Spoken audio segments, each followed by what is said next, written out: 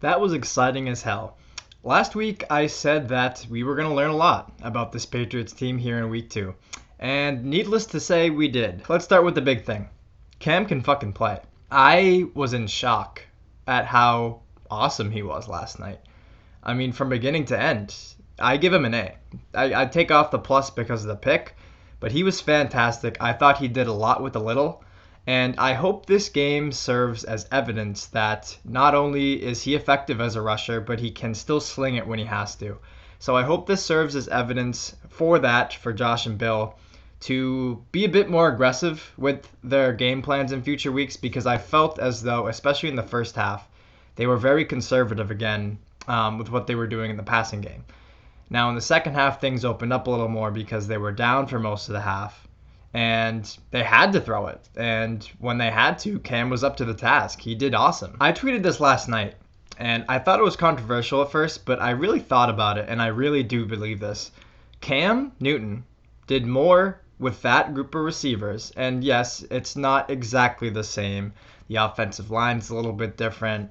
Demir Bird is in. Dorsett is out. So yeah, there's differences for sure. The bottom line is both Brady and Cam had lackluster weapons, okay?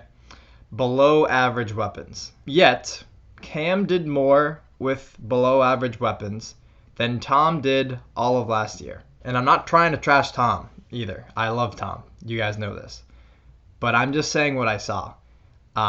That is 100% a compliment to Cam and not 0% trashing on Tom. And honestly, I think it has everything to do with his athleticism. The line was really good last night. As far as pass protection goes, they couldn't run for shit, which makes it even more impressive because they were one-dimensional and Cam was still making big plays throughout the game. Leading passer, leading rusher, just tremendous effort. But his athleticism, when he extends plays with his legs, because they don't have these amazing weapons, it gives them more time to get open. The longer plays go on, the harder it is to cover everybody. And I think, they were obviously loading up the box, and that's why they were ineffective running the ball. They dared Cam to throw, and he was up to it. He threw very, very well. But the thing is, when nobody was open, and there were plays where nobody was open, Cam says, all right, I'm going to tuck this thing, I'm going to run. Brady doesn't do that. It's probably a sack or it's a throwaway, and those could be drive killers. And I'm not knocking Tom. I'm just saying that is not part of his game. And it's part of Cam's. And that opens up things and sustains drives that normally would be over. But him being versatile and being able to run around, that's going to make opposing defenses have to choose between loading the box and giving guys one-on-one coverage or, dropping back 8 and letting him run all over you. I feel like most smart teams are going to do what the Seahawks did last night. They're going to load the box. They're going to say, okay, we are going to take away Cam's legs. We are going to force him to beat us with his arm with those lackluster weapons. And honestly, if Russell Wilson wasn't an absolute magician, the Patriots would have won that game. Now keep in mind, Seattle had some injuries on defense throughout the game, and that definitely helped things open up a little bit. That being said, Cam, again, absolutely baller. Edelman, career high in receiving yards. I mean, who would have thought that in their second game together, Edelman would post a career high in yardage with Cam Newton, not Tom Brady, Cam Newton. N'Keal Harry, career high 8 catches, career high 72 yards. Again, I'm really liking what I'm seeing out of him so far.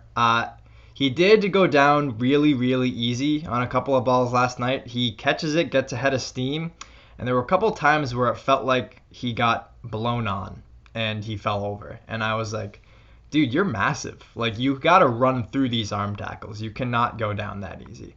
But I thought he completely made up for it. He had 3 major catches on that last drive.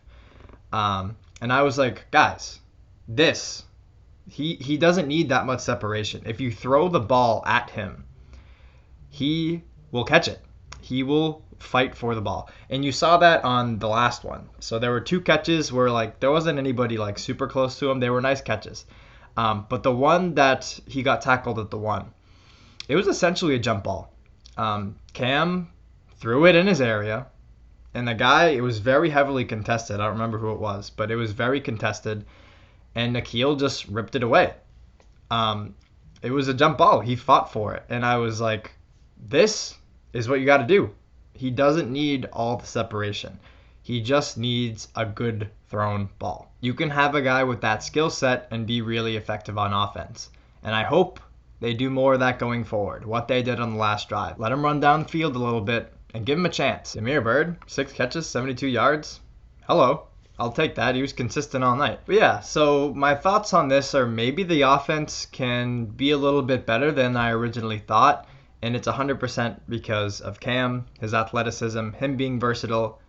It makes teams want to load up the box, and that's going to open things up for some other guys that normally might have trouble getting open, but if they're having these one-on-one matchups, they're able to win more. And by extending plays the way Cam does, it gives them more time to get open, stuff like that. And just, it makes everything easier. But honestly, like, what a comeback. It was 35-23 with like 4.5 minutes left. And they were 1 yard away from winning the game. I mean, literally, it came down to the final play. I find it really encouraging that you went right down to the wire with this Seattle team, who is a Super Bowl contender. A couple more thoughts on the offense. Death taxes and Josh McDaniels running on 3rd and forever. Holy Jesus. What is that? What the fuck is that? I counted. He did it 3 times. I just don't get it. Like, it's 3rd and 8. Why are you running it? It literally makes no, like, what is the conversion rate there? If you go back in NFL history and look at all the 3rd and 8s where they have run the ball, and there can't be that many because it's stupid. I want to know what the conversion rate is because I'm guaranteeing you it's probably shit. Please, for the love of God, stop running on 3rd and 7s and 3rd and 8s and 3rd and 4s. Just trust your quarterback to make a throw. But seriously, hats off to Cam Newton. I was super, super impressed. I think the entire NFL was impressed, and they were like, oh, fuck. Like, this team is going to compete. They are by no means done. Let's talk about the last play. A lot of people were upset because they just thought it was so telegraphed that it was never going to work. Everybody and their mothers knew that Cam Newton was going to take that ball and he was going to try and punch it in. And while I agree that it was very telegraphed, I mean, I was like, okay, like, duh. The guy's a tank. They're going to try and run it in. It's obvious. But, like, it's still a fact that the guy's a tank. And also, throughout the game, they did that multiple times, and it worked. Like, they had not stopped Cam at the one running it in prior that game. They were ineffective in that same spot at multiple points throughout this game. So I was okay with the call. You know, even if it is predictable, you still have to stop it. And it's still only 1 yard. And with Cam and his frame, and he even said, I should have bounced it to the outside. And I rewatched the play in slow motion. If he had just stepped off to the side, the entire side of the field was open, he would have walked right in. So it was there. He just made the wrong read, and he ended up coming up short. But I am 100% okay with the play call, because even if you know it's coming, it's still hard to stop. Onto the defensive side, Russell Wilson went right through them like a hot knife through butter. It was really hard to watch. I believe on the broadcast that they said 4 touchdowns to wide receivers was the amount they gave up the entirety of last season. And Russell Wilson did that in 1 game. The last one was to Chris Carson, so that's not a wide receiver. But 5 touchdowns overall against what many believe is the best secondary in the NFL, that's just unacceptable. Now, part of it was lots of new faces, only their second game working together. There's going to be some miscommunication, blown coverages. It's not going to be perfect. Now, the other part of it is Russell Wilson is tremendous at pulling things out of his ass and making tremendous plays. And the first couple deep balls, I mean, the one to Metcalf, Gilmore was right on him. It was contested. I'm pretty sure he got his hand on it. It was just an absolutely disgusting throw by Wilson. Perfectly thrown, and Metcalf is so strong that Gilmore's hands, I mean, that's literally nothing. You might as well give him a love tap. It's like there's nothing you can do about it. The guy is just a tank. Perfectly thrown ball. Gilmore was there. Didn't matter. Second one, too. You know, you were getting beat on these incredible passes, and I was like, There's just good coverage. Like there's not a whole lot you can do about that. The Swain touchdown was a completely blown coverage. I mean, the guy ran a simple crossing route and he just walked right into the end zone. Real Wilson is just an animal, and I felt like whenever they were on the brink of a stop, he extended the play with his legs, and either got a big passing play out of it or he ran for the first down. There's just not a lot you can do. Like, a lot of people overlook Russell Wilson because Patrick Mahomes and Lamar Jackson exist. But make no mistake, Russell Wilson is just as talented as those guys. He is right up there, neck and neck with those fellas. I think they're better than what they showed last night. They still have some work to do to kind of figure out who they are, what they want to do. Again, because it's only week 2. So I think they're better than they showed, but they're a step down from last year. They did get that absolute gift of a pick 6 right at the beginning of the game. It was a little high, but it hit that dinosaur Greg Olsen right on the hands, and he just tipped it up. And I was like, what in the fuck are you doing?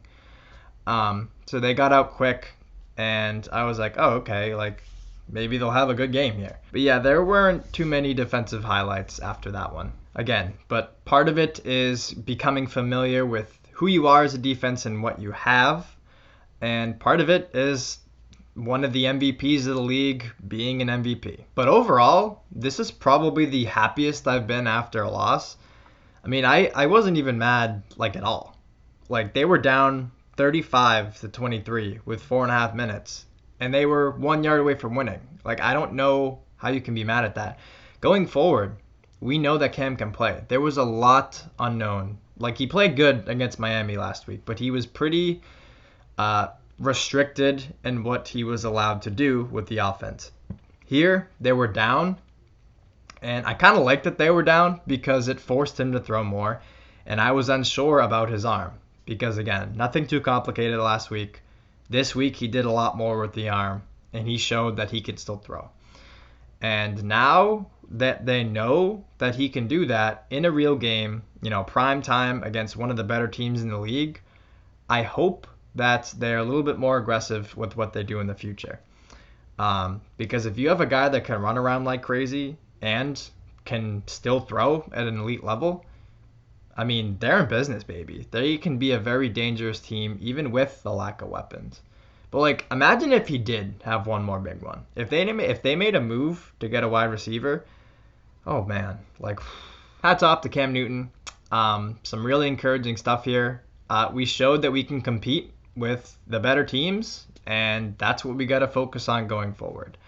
It's only week 2. There's still a lot to learn on defense, and even about the offense, too. Now that you know he can throw more, I think it's time to switch things up a bit. You don't need to be super conservative during the first half of all these games. Come out, be a bit more aggressive, and go from there. But yeah, some really encouraging stuff in week 2, and I'm in a good mood going into week 3. What did you guys think of the Patriots game? Comment below, let me know.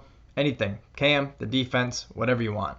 As always, like and subscribe, and yeah.